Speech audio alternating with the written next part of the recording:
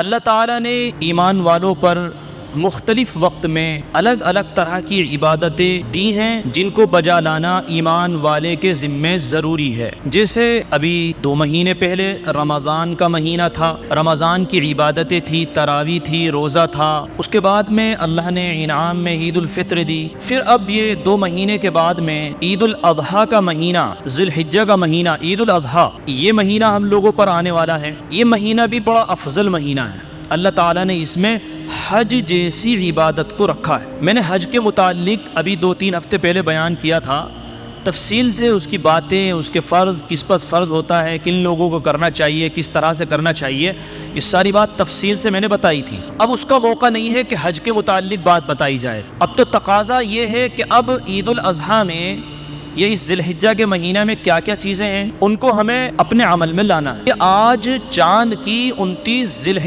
ذی قعدہ ہے، قوی امکان یہ ہے کہ آج چاند نظر آ جائے گا، قوی امکان ہے۔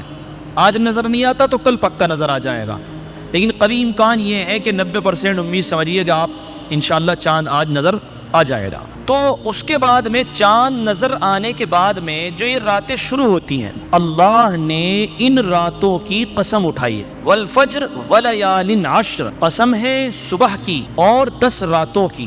مفسرین نے لکھا ہے کہ جو 10 راتوں کی اللہ نے قسم اٹھائی ہے تو وہی ذی الحجہ کی جو یہ رات شروع ہوں گی چاند دیکھنے کے بعد سے، یہی 10 راتیں مراد ہیں۔ لکھا ہے کہ ان رات میں عبادت کرنا شب قدر کے برابر ثواب رکھتا ہے، لہذا جب یہ 10 رات شروع ہو جائیں تو اگر بہت زیادہ معمول نہیں بنا سکتے ہیں، عشاء کی نماز کے بعد آپ جو نماز پڑھتے ہیں تو اس کے بعد میں کم از کم 2 رکعت نفل، 2 رکعت صلاۃ التوبہ کی، یا 2 رکعت صلاۃ الحاجت کی، یا 2 رکعت صلاۃ الشکر کی، کچھ بھی نیت کر کے آپ اپنا معمول بنا لیں کہ میں ہر رات یہ کر کے سوؤں گا، تو آپ یہ سمجھ لیجئے کہ آپ کو ان 2 رکعت پڑھنے کا اتنا ثواب ملے گا کہ جتنا شب قدر میں عبادت کا ثواب ملتا ہے۔ اور شب قدر کا ثواب آپ نے رمضان میں سن رکھا ہے کہ 1000 راتوں سے، 1000 مہینوں سے افضل ہے، تو اس لیے ان راتوں میں عبادت کا اہتمام کرنا چاہیے۔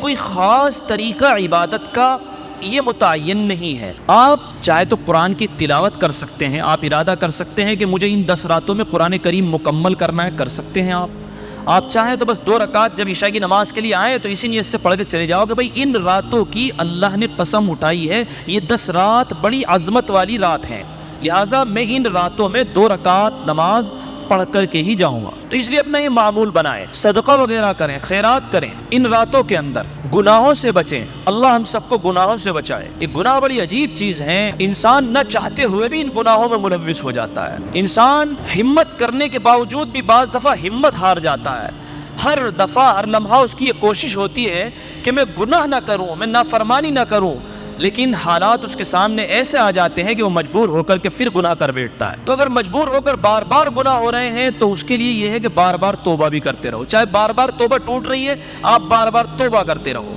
جب بار بار گناہ ہو رہے ہیں تو بار بار توبہ بھی کرتے رہنی چاہیے، جب گناہ نہیں چھوٹ رہے ہیں تو توبہ بھی نہیں چھوٹنی چاہیے، جیسی ہو رہی ہے اللہ سے توبہ کرتے رہو، اللہ کو معاف کرنے والا پاؤ۔ بہرحال اس کے بعد آپ لوگوں کو بتا دیں کہ آپ نے یہ واقعہ بہت سن رکھا ہوگا کہ اللہ تعالیٰ نے اپنے برگزیدہ نبی حضرت ابراہیم علیہ السلام پر چند آزمائشیں بھیجیں، الگ الگ طریقے سے بھیجیں، تو ان آزمائشوں میں سے ایک آزمائش یہ تھی کہ آپ کے کوئی اولاد نہیں تھی، آپ جب بالکل ادھیڑ عمر کو چلی ہیں، جب 100 سال کے قریب کو ہونے کے تھے، تو اللہ تعالیٰ نے اس وقت حضرت اسماعیل علیہ السلام کی شکل میں ان کو ایک حلیم اور بردبار جو آگے چل کر نبی بننے والے تھے اور انہی کی نسل سے جناب محمد الرسول اللہ صلی اللہ علیہ وسلم تشریف لائے ہیں، انہی کی نسل میں سے اللہ نے ان کو پیدا فرمایا۔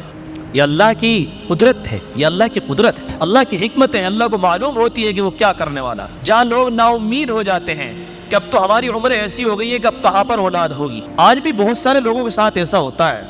کئی واقعات ہیں ہمارے ہماری بستی کے واقعات ہیں کہ 18 20 سال ہو گئے اور اللہ نے ان کو 18 اور 20 سال کے بعد میں اولاد دی. ایسے ہیں ہمارے دوستوں میں بھی. تو اللہ تو کہیں سے بھی جو ہے رحمت برسا دیتا ہے, اس لیے اللہ سے بالکل آخری دم تک نا امید نہیں ہونا چاہیے. تو اللہ تعالیٰ نے حضرت اسماعیل علیہ السلام کو بالکل آخر عمر میں جا کر پیدا فرمایا, اور پھر ان کی نسل میں سے ایک ایسی ہستی کو وجود بخشا ہے کہ جس کے لیے یہ ساری کائنات سجائی گئی, جس کے صدقے میں یہ ساری دنیا بنائی گئی, یعنی جناب محمد الرسول اللہ صلی اللہ علیہ وسلم. تو آپ کو معلوم ہے کہ جب وہ تھوڑے سے بڑے ہوئے کہ واقعات کو اگر اس طرح سنے کہ ہاں واقعہ کوئی سنایا جا رہا ہے تو واقعہ سن لیا جاتا ہے, اچھا لگتا ہے, لیکن جب اس واقعے کو اپنے اوپر رکھ کر اور اپنے اوپر فٹ کر کے سوچا جائے تو پھر احساس ہوتا ہے کہ آخر قربانی کتنی بڑی دی گئی ہو. جب بچہ تھوڑا سا اٹکھیلیاں کرنے لگا, بولنے لگا, چلنے پھرنے لگا, چند سال کا ہو گیا, اور جب بوڑھے باپ کو امید ہوتی ہے کہ اب میرا بیٹا جوان ہوگا اور یہ جوانی میں میرا سہارا بنے گا, میری وراثت کا مالک بنے گا, میرے کام میں ساتھ دے گا, تو ایسے وقت میں اللہ کی طرف سے پیغام آتا ہے. اللہ اپنے نبی کو خواب میں دکھاتا ہے, اور نبی جو چیز خواب میں دیکھے وہ ہمارے تمہارے خواب کی طرح نہیں ہوتے. نبی کو اگر کوئی خواب دکھایا جاتا ہے تو وہ وحی ہوتی ہے اور وہ سچا ہوتا ہے, نبی کو وہ کام کرنا ہوتا ہے. تو جناب حضرت ابراہیم علیہ السلام کو یہ خواب اللہ نے دکھایا کہ آپ اپنے بیٹے کو ہمارے راہ میں قربان کیجئے. تصور کریے, بڑی منتوں کے ساتھ, بڑی امیدوں کے ساتھ بڑھاپے کی عمر میں جا کر ایک خوبصورت سا بچہ ملا, اور وہ بھی پل کر کے جب بڑا ہوا 8-10 سال کا ہوا تو کتنی امیدیں اس سے وابستہ ہوں گی, کتنے جذبات اس سے جڑے ہوئے ہوں گے کہ اب ہمارا یہ بچہ بڑا ہوگا.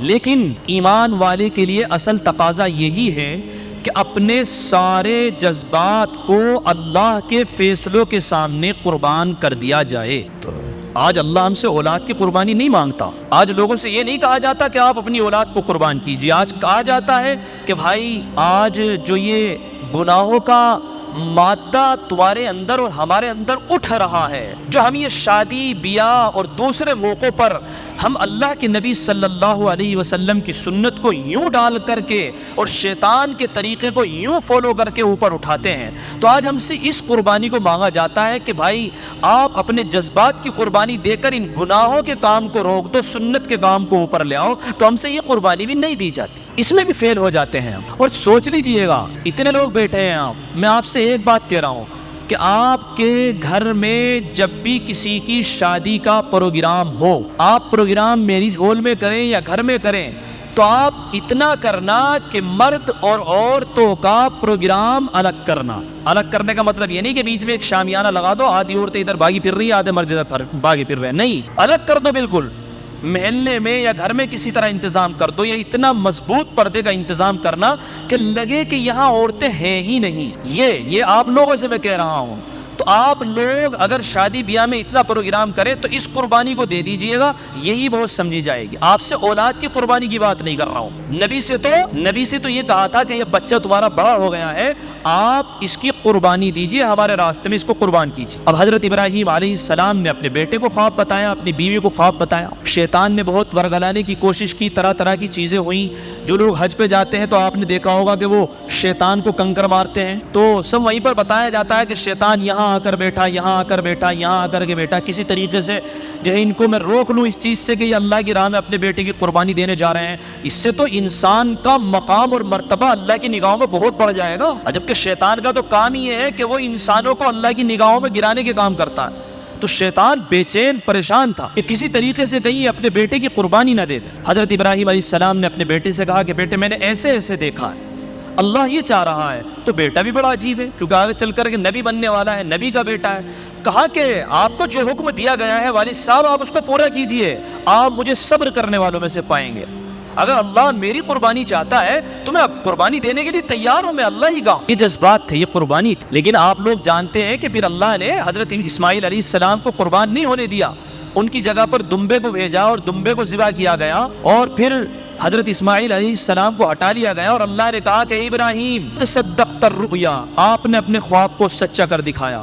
ہمارا مقصد بیٹے کی قربانی لینا نہیں تھا, بلکہ آپ کے دل میں ہماری کتنی عظمت اور کتنی قدر ہے کہ آپ ہمارے لیے کہاں تک جھک سکتے ہیں. آپ نے اپنی بات سچی کر کے دکھائی اور آپ سچے نبی ہیں۔ تو ان کی یاد میں اللہ تعالیٰ نے حضرت ابراہیم علیہ السلام کی اس ادا کو باقی رکھنے کے لیے اور قیامت تک اپنے نبی کی اس قربانی کو یاد رکھنے کے لیے اس قربانی والے عمل کو اس امت میں جاری فرما دی۔ آقا علیہ السلام کی حدیث بھی ہے کہ یہ تمہارے باپ حضرت ابراہیم علیہ السلام کی یادگار ہے، اس لیے ہم لوگ قربانی کرتے ہیں۔